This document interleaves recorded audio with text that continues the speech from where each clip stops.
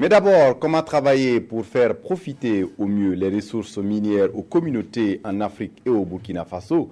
La question est discutée avec le président du Faso, Roch-Marc Christian Kaboré, qui a d'abord échangé avec les ministres des Mines des pays invités à la semaine des activités minières qui se tient en ce moment à Ouagadougou. Il a également discuté de la question avec les opérateurs miniers du Burkina. On fait le point avec Ali Doubadini et Nyarkiteda. Les mines et les carrières, c'est une évidence, sont deux secteurs porteurs au Burkina. Et à Kossiam ce matin, les opérateurs arrivent en rang serré pour échanger avec le président du Faso sur les enjeux et l'intégration des mines et des carrières à part entière dans l'économie nationale.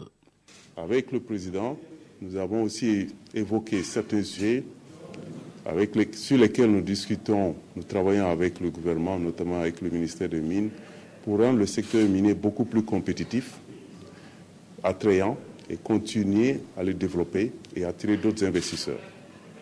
Nous avons reçu beaucoup de conseils du président et nous allons repartir vers nos bases et ensemble, comme je dis, nous allons voir comment intégrer davantage nos activités dans l'économie nationale.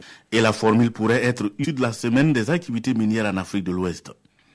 Une vision saluée par les ministres du Sénégal, du Niger, du Ghana et du Maroc, pays invités de la SAMAO qui étaient au palais de Siam. Pour eux, la plateforme est toute trouvée pour permettre aux économies africaines de tirer profit du boom minier. L'Afrique constitue le berceau de l'humanité, mais également la terre nourricière en termes de ressources naturelles, mais également en termes de mines. Donc il y a un boom d'exploitation.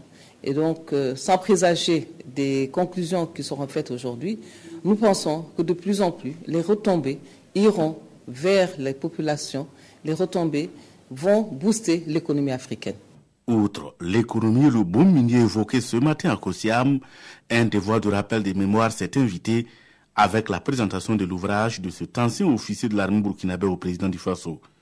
Aujourd'hui député à l'Assemblée nationale, Lona Charles Ouattara est l'auteur de l'œuvre vue sous deux angles, l'un sur ce qu'il qualifie de dessous de la révolution voltaïque et l'autre sur les mélancolies de la victoire, parlant du choix de son père de ne pas l'inscrire à l'école et de sa volonté d'y aller.